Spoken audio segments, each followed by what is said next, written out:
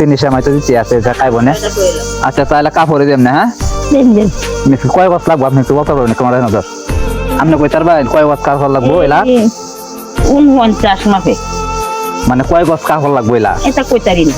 আপনি কই তার না আমার এটা 49 দিক লম্বাটা খালি এটা জানি এটা দেওয়াই আচ্ছা ঠিক আছে অনেক কেউ সঠিক মাপ বলতে পারে না তাইলে আপনি কালকে যাবেন এই যে 3টার দিক দিয়ে আমার বাড়িতে যাবেন আমার বাড়ি তো চিনুনি